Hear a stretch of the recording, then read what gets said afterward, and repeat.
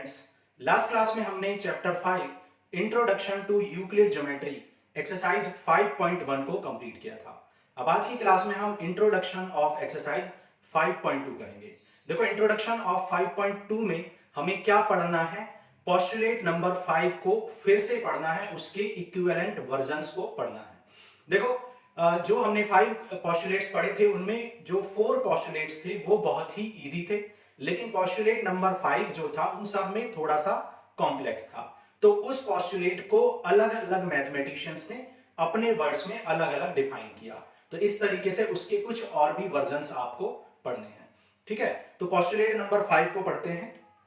फिर से हमें पोस्टुलेट 5 को पढ़ना है।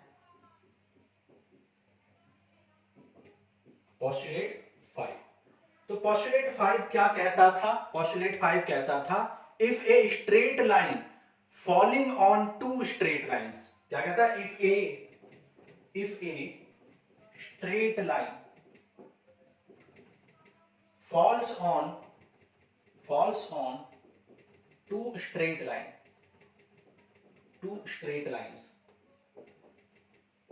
then if the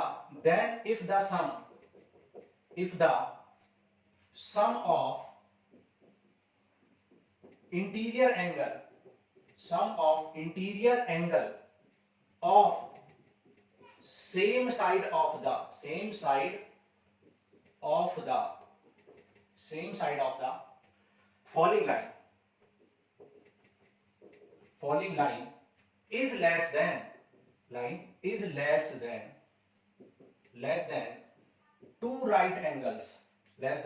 two right angles, then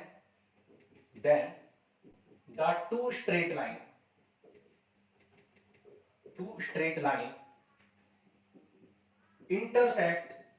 intersects each other on the side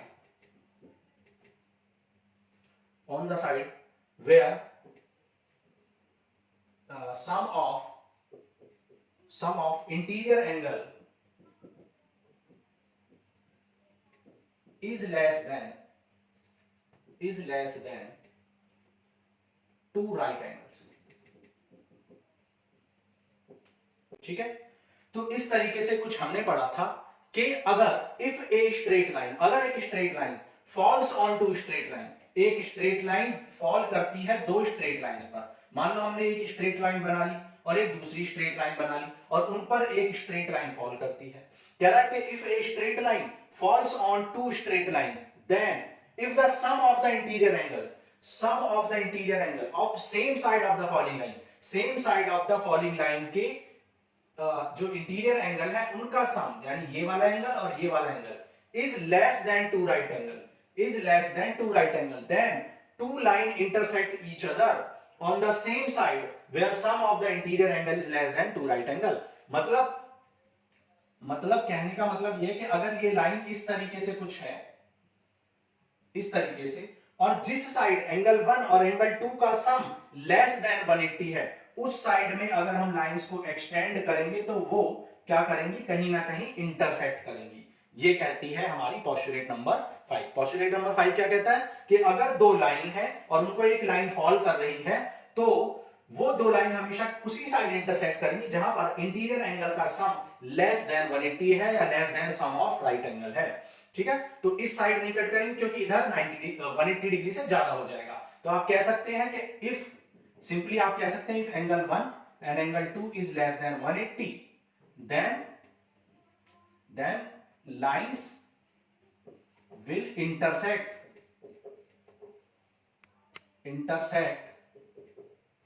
at that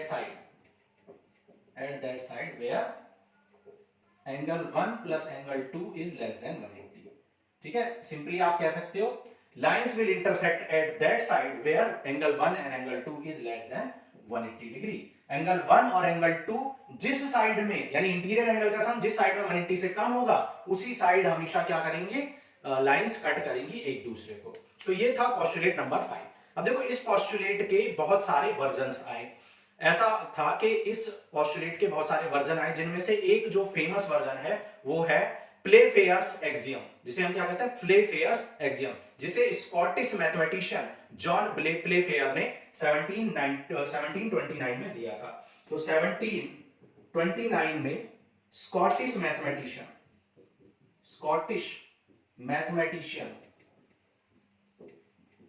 जिनका नाम क्या था, जॉन प्लेफेयर ने एक स्टेटमेंट दिया या इस पोस्टुलेट का इक्विवेलेंट वर्जन दिया। 1729 Scottish mathematician John Playfair gave the equivalent version of postulate 5। ठीक है, postulate 5 का इक्विवेलेंट वर्जन किसने दिया, स्कॉटिश मैथमेटिशियन ने दिया 1729 में। और ये क्या स्टेट करता है, for every line L and for every point P not lying on line L there exist a unique line M passing through P which is parallel to line L। क्या बोलता है, for every line L, क्या कहता है, प्लेफेयर्स axiom states that कहता है for every line L, her line L के लिए, and for every point P, her line L के लिए और हर पॉइंट P के लिए, which is not on L, लेकिन पॉइंट जो है वो L पर नहीं है, there exists a line passing through P and parallel to L ठीक है, समझ में आ गया। क्या कहता है कि हर एक लाइन, कोई भी एक लाइन है और कोई भी एक पॉइंट है, उस पॉइंट पर हमेशा एक ऐसी लाइन जरूर ड्रॉ की जा सकेगी जो हमेशा उस पॉइंट से पास होगी और L लाइन के या गिवन लाइन के पैरेलल होगी। ठीक है, देखो कैसे फिगर में समझते हैं इस बात को, फिगर में समझते हैं, यहां पे समझ लेते हैं। देखो ठीक है, हमने क्या किया, देखो मान लो एक लाइन ये है L, ठीक है, मान लो ये एक लाइन L है, ओके, और ये एक पॉइंट P है, मान लो ये एक पॉइंट P है, ये एक लाइन L है और ये एक पॉइंट P है विच is not on the line. क्या कह रहा है, फॉर एवरी लाइन, किसी भी लाइन के लिए, and for every point P which is not on L there exist a line, हमेशा एक लाइन जरूर होगी विच पासेस थ्रू P, जो P से पास होगी और पैरेलल टू L होगी। अब देखो P से तो बहुत सारी लाइन पास हो सकती है भाई, P से ये भी पास हो रही है, P से ये भी पास हो रही है, ठीक है, उसी तरह P से और भी बहुत सारी लाइन, ये भी P से पास हो रही है, लेकिन क्या कह रहा है कि एक लाइन ऐसी जरूर होगी which is parallel to L and passing through P। ठीक है, for any line L, her line L के लिए और हर पॉइंट P के लिए एक लाइन ऐसी जरूर होगी जो P से पास होगी एंड L के पैरेलल होगी। This statement is called Playfair's axiom and it is given by John Playfair, Scottish mathematician in 1729। 1729 में इसे स्कॉटिश मैथमेटिशियन जॉन प्लेफेयर ने दिया था और इसे हम प्लेफेयर्स एक्सियम कहते हैं। ठीक है, तो इतना नोट करो और फिर हम आगे बढ़ते हैं।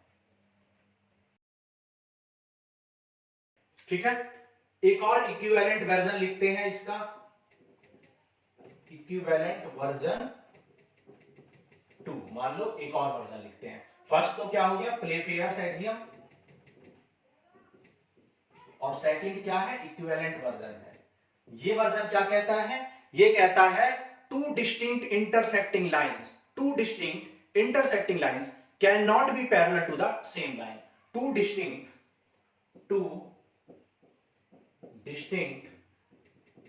intersecting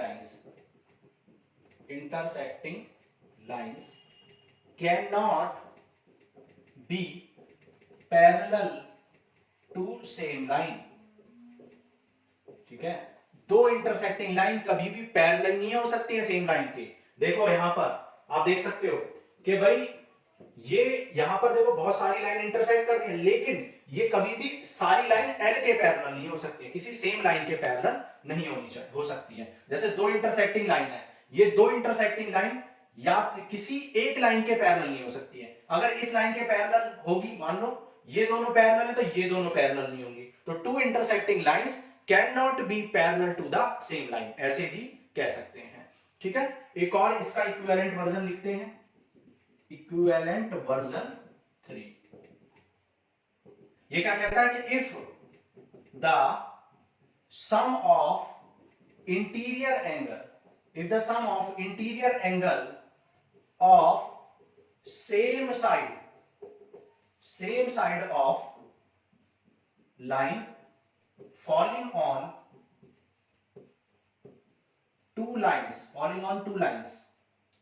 is exactly 180 degree, then these two lines never intersects और आर पैरेलल, या फिर पैरेलल कह सकते हैं। मतलब क्या कह रहा है कि अगर एक ऐसी लाइन जो क्या कर रही है, टू लाइंस पर फॉल कर रही है, एक ऐसी लाइन जो टू लाइंस पर क्या कर रही है, फॉल कर रही है। मान लो ये दो लाइन है, ठीक है, ये दो लाइन है और इन पर एक तीसरी लाइन फॉल कर रही है, और अगर इस एंगल और इस एंगल का सम एग्जैक्टली 180 डिग्री हो जाए, ठीक है, एग्जैक्टली 180 डिग्री हो जाए, मतलब angle 1 and angle 2 exactly 180 degree हो जाए, तो ये लाइन जिन पर जो लाइन फॉल कर रही है, इन लाइंस पर ये टू लाइंस क्या होंगी, नॉन इंटरसेक्टिंग लाइंस होंगी या पैरेलल होंगी। क्या कह रहा है, if the sum of interior angle of same side of the line falling on two line, दो लाइन के ऊपर फॉल करने वाली लाइन के सेम साइड में अगर एंगल्स का सम एग्जैक्टली 180 डिग्री होता है, then these line never intersect and are parallel, वो कभी भी इंटरसेक्ट नहीं करती है और पैरेलल होती है। ठीक है, ये भी पोस्टुलेट 5 का ही इक्विवेलेंट वर्जन है। तीनों वर्जन एक ही बात कह रहे हैं। पहला वर्जन क्या कह रहा था, जो एक्चुअल पोस्टुलेट 5 था, वो कहता था कि भाई किसी भी कोई भी फॉलिंग लाइन अगर दो लाइंस पर फॉल कर रही है, तो उस फॉलिंग लाइन के सेम साइड में अगर इंटीरियर एंगल का सम 180 डिग्री से सम है, तो जिस साइड में 180 डिग्री से कम है सम, उसी साइड वो लाइन एक्सटेंड करने पर इंटरसेक्ट करेगी। ये एक्चुअल है जो ओरिजिनल है। लेकिन उसके बाद प्लेफेयर ने क्या दिया, प्लेफेयर ने दिया कि अगर कोई भी लाइन है, कोई भी एक पॉइंट P है जो कि P पॉइंट लाइन पर नहीं है, तो एक लाइन ऐसी जरूर होगी जो क्या होगी, पासिंग थ्रू P होगी और पैरेलल टू L होगी। और यहां पर हमने जो फॉर्म 3 जो हमने की है, इक्विवेलेंट वर्जन 3 जो किया है, वहां पर हमने क्या बोला है, वहां पर हमने बोला है कि भाई जिस अगर फॉलिंग लाइन के सेम साइड में इंटीरियर एंगल्स का सम 180 डिग्री है, तो वो लाइन कभी भी एक दूसरे को इंटरसेक्ट नहीं करेंगी, मतलब वो लाइंस पैरेलल होंगी। और एक और फॉर्म हमने की थी कि two distinct intersecting lines can not be parallel to the same line. तो इस तरीके से 4 हमने फॉर्म पढ़ ली है पोस्टुलेट 5 की। इतना नोट कर लो, फिर आगे चलते हैं।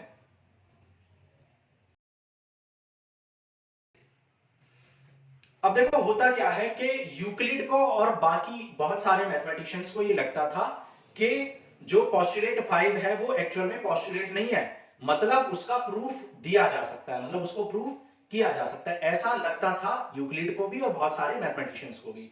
तो वो उस पर वर्क कर रहे थे, क्योंकि यूक्लिड ने बहुत सारी थ्योरम्स को यूज किया, using axioms, 7 axioms and 4 postulate का यूज करके बहुत सारी थ्योरम्स को प्रूफ किया, लेकिन कभी भी थ्योरम पोस्टुलेट नंबर 5 का यूज ही नहीं हो पाया। तो यूक्लिड को लगता था कि भाई इसका प्रूफ किया जा सकता है, दिया जा सकता है, लेकिन बहुत सारे मैथमेटिशियंस और यूक्लिड ने मिलके इसका प्रूफ ढूंढने की कोशिश की और फाइनली वो प्रूफ नहीं ढूंढ पाए। लेकिन प्रूफ ढूंढते ढूंढते उनको कुछ और कंक्लूजन मिल गए और वहां से एक और ज्योमेट्री की शुरुआत हुई। अभी तक जो भी ज्योमेट्री चलती थी उसे यूक्लिडियन ज्योमेट्री कहते थे, क्योंकि वो यूक्लिड ने उसको रिटर्न में लिखा था, तो यूक्लिडियन ज्योमेट्री कहते थे। लेकिन उसके बाद एक और ज्योमेट्री आई, नॉन यूक्लिडियन ज्योमेट्री, जिसे हम स्फेरिकल ज्योमेट्री भी कह सकते हैं। ठीक है, तो ये एक लैंडमार्क साबित हुआ। जब बहुत सारे मैथमेटिशियन ढूंढते रहे तो उन्हें कुछ भी ऐसा नहीं मिल पाया जिससे वो पोस्टुलेट 5 को रॉन्ग कर पाए या प्रूफ कर पाए। ठीक है, तो वो पोस्टुलेट 5 ही रहा और उसे थ्योरम नहीं कह पाए। लेकिन उसको ढूंढते ढूंढते वो बहुत सारी ऐसी चीजें ढूंढ ली कि जैसे उन्होंने कहा कि भाई यहां पर मान लो ये है, ये पॉइंट, ये मान लो ए बी एक लाइन है, ठीक है, ये एक स्फेयर है, ये एक स्फेयर है और ये ए बी एक लाइन है, और मान लो ये है पी एन, ठीक है, और यहां पर मान लो ये है पी क्यू, ठीक है। अब आप देख सकते हो कि ए बी क्या है, एक इंटरसेक्टिंग लाइन है, लाइन है जो किसको इंटरसेक्ट कर रही है, पी एन और पी क्यू को, ठीक है। यहां पर A B is intersecting lines, यहां ए बी इंटरसेक्टिंग लाइन है, lines of P N and P Q, P N and P Q की इंटरसेक्टिंग लाइंस है, and angle P N Q या एंगल 1 कह लो, एंगल 2 कह लो, and angle 1 and angle 2 are same side of A B, and also 1 plus 2 is equal to 180 degree, but still फिर भी Pn and PQ are not parallel नहीं है, क्या है, इंटरसेक्टिंग है। भाई बहुत सारे मैथमेटिशियंस ने और यूक्लिड ने क्या किया, पोस्टुलेट नंबर 5 को रॉन्ग प्रूफ करने की भी कोशिश की और उसका प्रूफ निकालने की भी कोशिश की, मतलब उसको थ्योरम प्रूफ करने की भी कोशिश की, लेकिन प्रूफ करते करते उसे हम प्रूफ तो नहीं कर पाए वो लोग, लेकिन एक नया रिजल्ट, कुछ और ज्यादा डिस्कवरीज पैदा हो गई, मतलब कुछ चीजें और उन्होंने प्रूफ कर दी। उन्होंने देखा कि अगर हम एक स्फेयर को लें और उस स्फेयर में अगर हम एक लाइन ए बी को ले लें, ठीक है, ए बी को, और पी एन और पी क्यू इसके ऊपर क्या है, परपेंडिकुलर है, तो 90 प्लस 90 यहां पर 180 डिग्री हो रहा है एग्जैक्टली, लेकिन फिर भी पी एन और पी क्यू इंटरसेक्ट कर रही है, जबकि अभी हमने बताया कि जब 180 डिग्री हो जाता है सेम साइड, भाई ए बी के सेम साइड में इंटीरियर एंगल का सम 180 डिग्री हो जाता है तो लाइंस पैरेलल होती है, लेकिन यहां तो लाइन इंटरसेक्टिंग है, यहां पर तो लाइन इंटरसेक्टिंग लाइंस है, तो ऐसा क्या हुआ, क्या पोस्टुलेट 5 रॉन्ग हो गया, नहीं, पोस्टुलेट जो 5 है वो रॉन्ग नहीं हुआ, क्योंकि पोस्टुलेट 5 जो था वो सिर्फ किसके लिए था, स्ट्रेट लाइंस के लिए था, और ये स्ट्रेट लाइन नहीं है, ये कर्व्स है। तो यहां पर कंक्लूजन निकला, यहां पर जो कंक्लूजन निकला वो क्या निकला, postulate 5 is only valid for straight lines, not for curves, curves के लिए करेक्ट नहीं होता है, स्ट्रेट लाइन के लिए करेक्ट होता है, और यहां से एक नई ज्योमेट्री की शुरुआत हुई जिसको स्फेरिकल ज्योमेट्री बोला गया, ठीक है। तो ये हो गया हमारा इंट्रोडक्शन। अब एग्जांपल कर लेते हैं, एग्जांपल भी दिया है, एग्जांपल 3 नोट करो, फिर आगे करते हैं एग्जांपल 3। तो एग्जांपल 3 कह रहा, consider the following statement, there exist a pair of straight line that are everywhere equidistant from one another, is this statement a direct consequence of Euclid's fifth postulates? Explain। कह रहा है कि एक line consider करो, ठीक है, एक pair of line, straight line consider करो, दैट आर एवरीवेयर इक्विडिस्टेंट, जो हर जगह पर इक्वल डिस्टेंस पर है, फ्रॉम वन अनदर, एक दूसरे से। Is this statement A consequence of Euclid fifth postulate? तो एग्जांपल 3, ठीक है, तो ये क्या कहता है कि अब देखो ये कह रहा है कि क्या ये पोस्टुलेट 5 का ही इक्विवेलेंट वर्जन है, तो आपको बस ये लिखना है, since in postulate 5 when sum of same side sum of interior angle of same side, sum of interior angle of same side of line falling on two lines is 180 degree, ठीक है। Since in postulate 5 when sum of interior angle of same side of line falling on two lines is 180 degree, then lines are parallel, तो lines क्या होती है, parallel, and we know that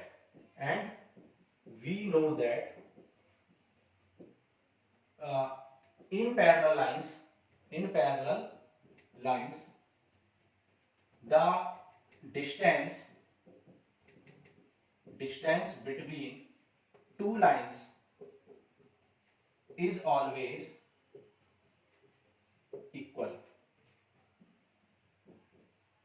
So given statement is consequence of postulate 5.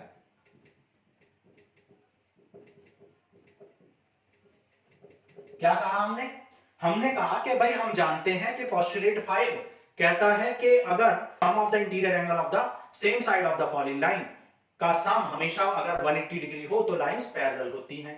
और यहां पर ये कह रहा है, और हम जानते हैं कि पैरेलल लाइंस का जो डिस्टेंस होती है वो हमेशा इक्वल होती है ईच पॉइंट पर, और स्टेटमेंट भी यही कह रहा है। इसका मतलब क्या है कि पोस्टुलेट 5 ही, मतलब जो गिवन स्टेटमेंट है वो पोस्टुलेट 5 का ही इक्विवेलेंट वर्जन है। ठीक है, तो इस तरीके से हम इसको कर लेंगे। तो यहां पर हमने कर लिया introduction and conceptual class of exercise 5.2, और साथ ही हमने एग्जांपल को भी कर लिया सॉल्व। सो आज के लिए इतना ही। अब नेक्स्ट क्लास में हम करेंगे एक्सरसाइज 5.2 को सॉल्व। Thank you.